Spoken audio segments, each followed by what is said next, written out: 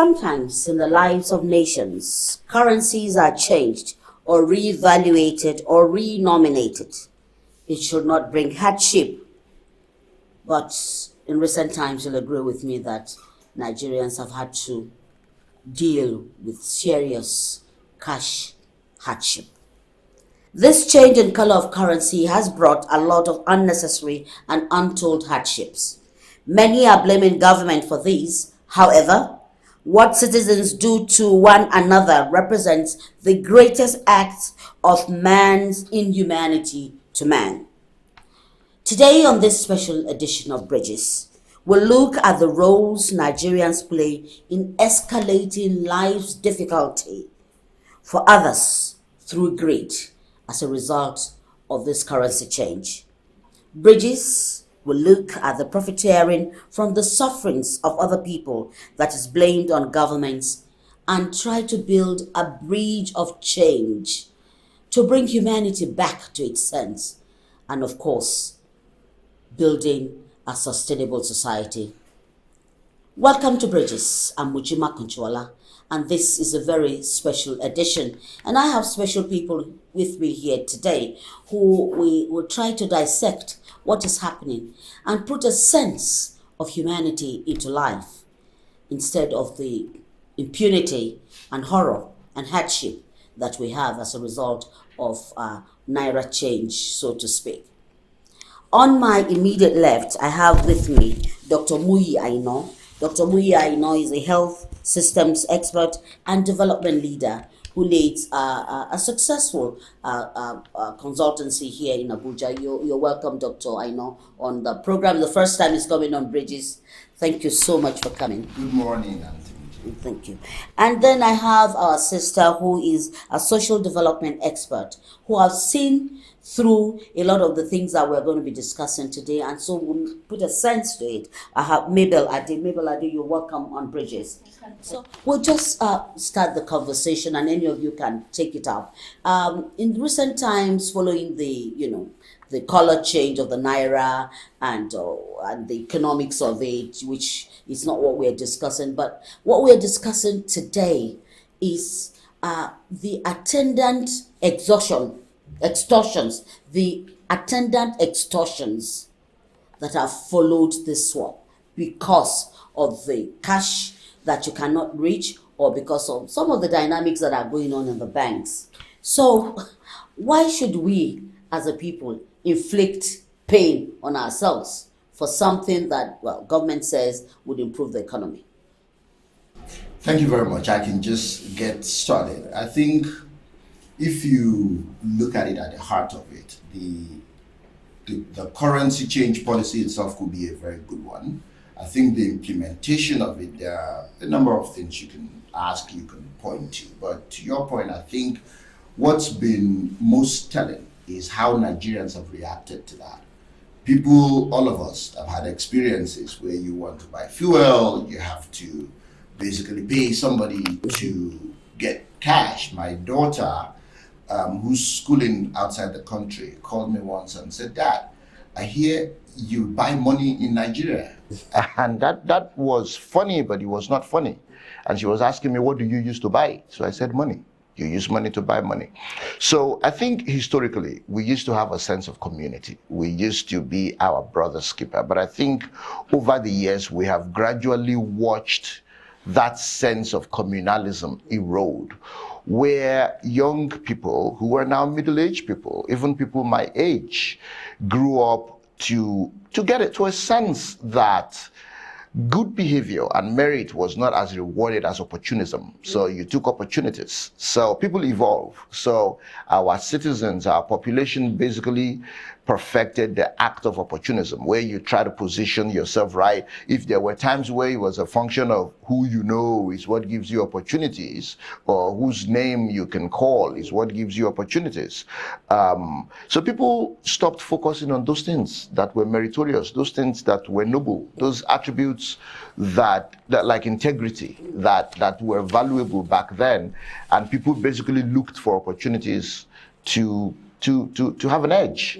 You place on top of that the very deep sense of division in the country, where basically people don't have a sense of ownership largely, and that comes from many different things. We can talk more about some of the reasons, and maybe I just want you to jump on Yes. this now. He's Okay. laid is a solid foundation of people just taking opportunity and using that opportunity, whether it suits you or it suits us, or just travel with it or work with it, and then where we are today. That's the point that hits me deep. Nigeria has reached a stage where policies are introduced and there is no attempt at educating people about the policy, negotiating with people whether the policy works or not. And we also do not have a mechanism for implementing those policies. Now, this brings me to where we are. Nigeria has changed the color of currency. Now, it's a simple thing. If you produced enough and the color is changed and you are withdrawing the old one that has been phased out, then it should be an easy thing to go to the bank, deposit what you have, take what you need. But this is not the case. And where I find it really difficult is that Nigerians also don't make things easy for themselves. You ask questions. If the questions are not answered, then you engage. But no, we decide to do what fits, what we think is appropriate for us. And today we have reached a stage where the small money that is available, if you need it, you have to buy it. And there's also no yardstick, there's no benchmark for who is selling the money and how much it should be sold, or how much I should exchange my old note for new note, or transfer my money into your account to get the physical cash that you have. I don't know how we have valued human lives for us to know that this season has brought about a lot of untold hardship. As a result, we have a rise in death, but we don't keep the figures anyway. I think that those of us who are in the field of public health or development, or that you really work on human lives and health and outcomes, we pay attention to the numbers. But if you look at the mood of people, I feel like people have been desensitized to the reality of the humanity of the lives per se, because you listen to the news, you look around you, there's just a lot of deaths. It's been commonized much more than before. It used to be that if there is an accident on the road, people will stop to help because they really want to help people. They don't want people to die, in a situation where they can control. Now you see accidents on the road and only a few of us actually even are moved. Everyone just maneuvers their way. Now you can argue there are many reasons for that. What is notable is what Mabel said about the currency change, which is that, you see, the most biting need is at the lowest levels, the people that have the lowest incomes, who make expenses of 100 naira and 50 naira, to buy their food, to pay for their transportation. People who are higher up in the socioeconomic class can do transfers, they have alternative mechanisms. But unfortunately, the sense that I get is it's a cascade. The extortion is a cascade effect. So it's people at the high level that have access to the money to start with, that are selling it. So when they sell it to middlemen then feel the need to put a margin and cascade that pain down to everybody. So it's very difficult to put the blame at the foot of the common man per se. It's a systemic issue, which is one. When you have a policy, how are you thinking about the execution of this policy? How are you thinking about the timing? How are you thinking about the risks and how you will mitigate it, but also enforce compliance with the things that you put in place? There are lots of questions that we can raise about how this was done.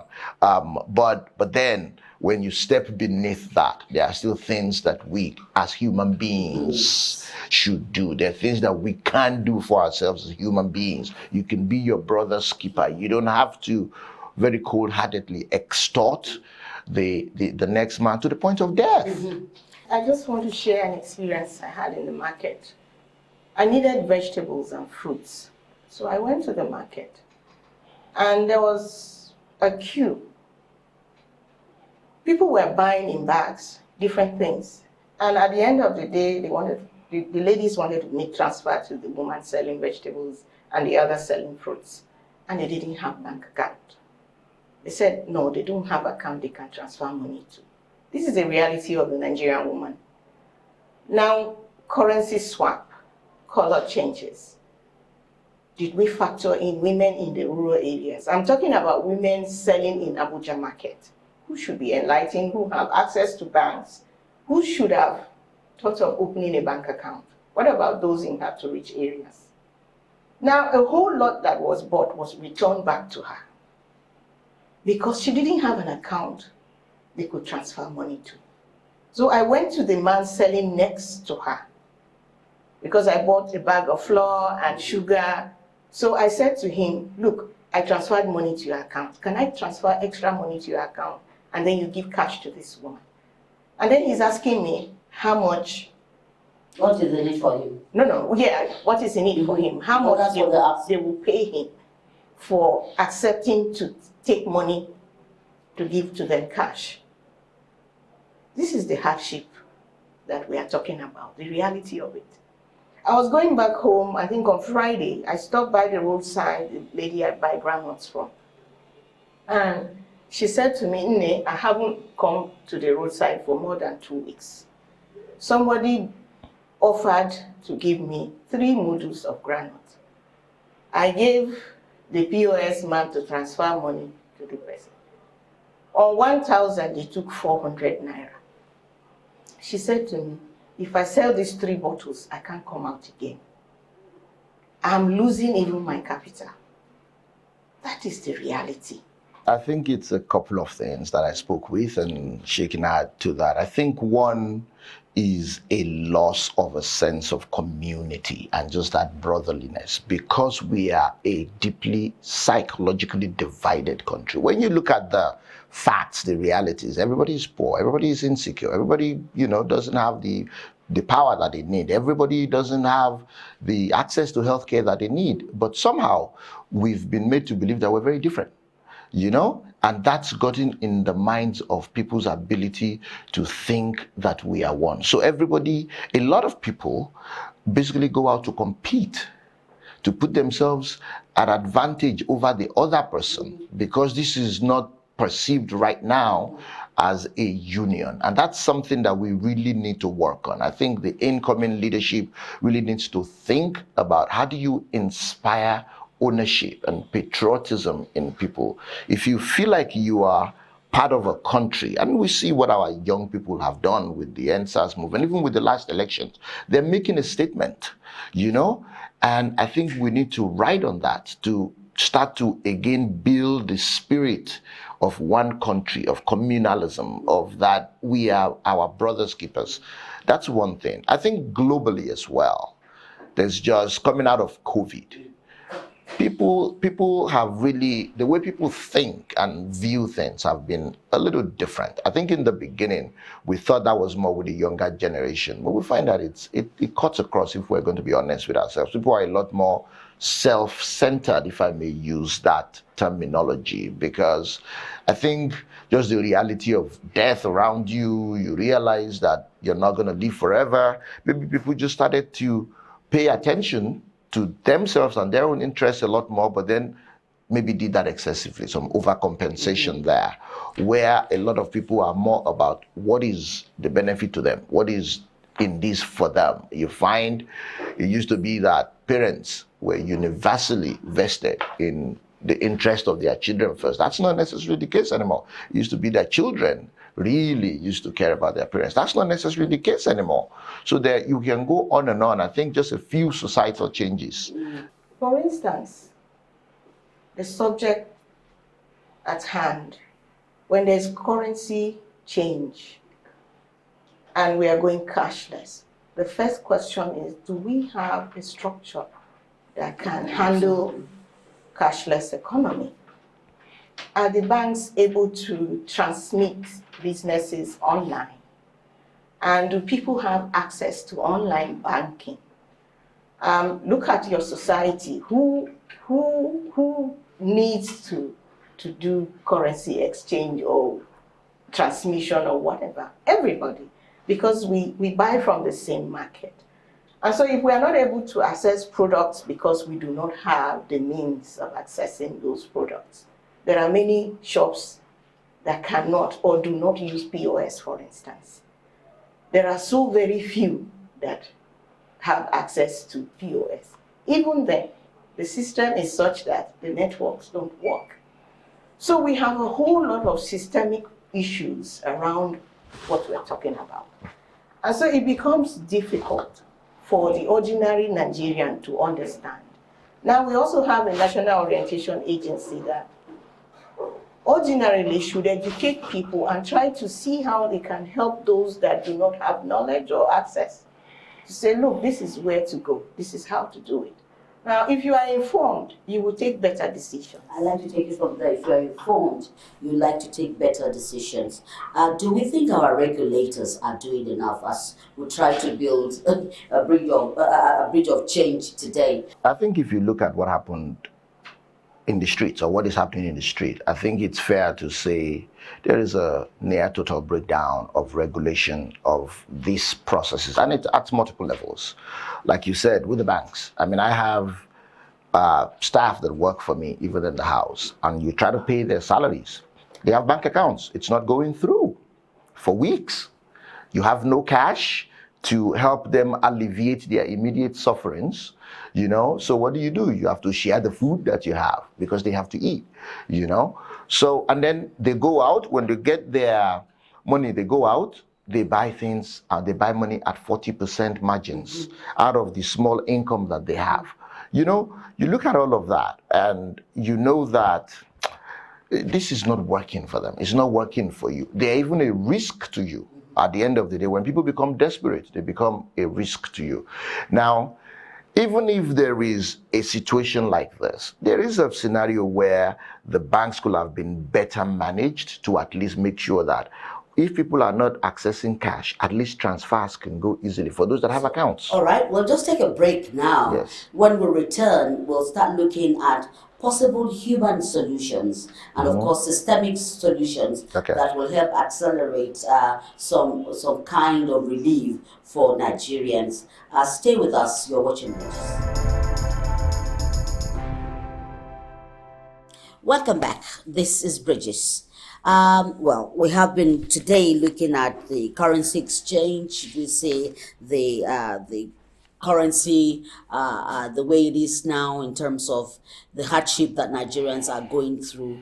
And most importantly, the self-inflicted hardship that Nigerians themselves have used the opportunity of these times to inflict on others. But we are hoping that we can start looking now using the lens of solution to look at how can we change this around? Because what we want to do on Bridges is to build a sustainable society where at least some measure of equity, would be what our lives would witness. So I'll come to you, Mabel. You've shared experiences with us. So now, what bridge? What should we be doing as a people, individually, collectively, and of course as government? As government, well, it's very obvious that there's system failure, and it's clear that there was no preparation for handling this currency change. So what should be done? Right now, the Bureau of Statistics came up with a report that we have 133 million Nigerians that are living below poverty. This should tell the government that many people have serious economic challenges, and further challenge to what already exists means death. And so they should do something quickly in trying to make currency available to the poor people. They don't need the big notes. They don't need the 1,000, the 500 naira notes. The small currencies that were not changed, where are they?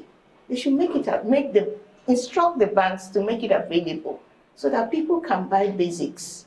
Now, as a people, we have institutions or companies that their services are required per minute per second. The filling stations, the hospitals. We go to filling stations, we pay, we use our card, we pay POS. What has happened to those POS? We have market associations. Market associations should work out ways for market women who do not have accounts so that they are able to sell their goods however, and money is transferred to some source and then remitted to them. Yes, Doctor. Thank you very much. Thanks, Mabel. I think those are very good points. I think there are system level considerations. She's spoken to some of them. I think the financial services regulation can be a little tighter. First, there is the implementation, of course, of the currency change itself. I think many things can be smoothened out a little bit, making denominations more available, making sure that people are aware and educated on the implications and what they can do when they run into things. But for the financial services sector, the operability of the platforms is almost as big an issue as cash availability, if not bigger, frankly. So there's something behind. They were working before. So what happened to her point? That's one. Two is the operations of POS services. Maybe it was not a problem before, so there may not have been specific policies around what you can charge and what you cannot charge. But clearly there is a problem around that now. An ideal response will be to come up with the intervention to say, okay, what's acceptable in what circumstances and what is not. Yes. And then for the people, for us as people, it's behavioral change that is needed. And there are usually multiple interventions. You can motivate people or inspire them to behave properly, but you can also force them in some way by enforcing, good behavior. So when people break the rules, when people extort unnecessarily, when people sell money, that should not become something that is now normal, that is accepted. It should not be, So who's looking? Who's watching? What's the penalty for selling currency, at a margin? There's that level of intervention, but also as a community, as a society, we need to start to tell ourselves, as individuals, how am I going to go back to being my neighbor's keeper? How am I going to go back to make a living, but not at the extreme cost or expense of my neighbor? There's a live and let live principle to life. I think through our churches, through our mosques, through our families, community groups, women associations, and all those kinds of things, we need to again start to talk to ourselves. But I think again, I hinted at this before, the incoming administration has a big job to do in terms of just inspiring Nigerians, especially the young people, to own Nigeria again, to want to be in Nigeria, to be proud of being Nigerian. I think that's at the heart of a lot of the disjointedness in the way we behave. I mean, we can go on and on about this, but I think the nucleus of what we are speaking to is change. And the change should start from you. What you do with a time like this is not to inflict more hardship on human beings, on your fellow brothers, sisters, not to burn the bridge, but to allow the bridge to stay on, to be firm, so that we can have a country that we can call our own and be proud of that country. That's the sense of this discussion today. Yes, there'll be difficult times, and people would have to live through these difficulties. But essentially, it is what you stand for that gives you a pride of place to say, I have done this for my country. I do hope that this will begin to change the dynamics of what we are doing or what we are and the kind of Nigeria you want. Because the Nigeria I want is plenty of what we had yesterday and more of what we can have today. I want to thank you, Dr. Muyi, for spending your time with us. This discussion will continue because we must have a change, because that change is what we as Nigerians are looking forward to. And Mabel, thank you for sharing your experiences with us. This discussion continues. Let's hear from you. What way do we think we can stop the hardship, inflicting hardship on ourselves, by ourselves, for ourselves? Nobody's going to do it for us. It has to be us. And there's no country in the world that is ready to take 200 and million plus people, emigrating into them. You can japa as much as you want. You are still a second citizen out there. Come home is what makes you who you are. And I do hope that as you join this conversation on our social media, on our handles, I pray that it will be a bridge, we'll be able to build a bridge that will be sustainable to have the Nigeria of our dream. Thanks for watching. We'll be back again same time next week on Bridges.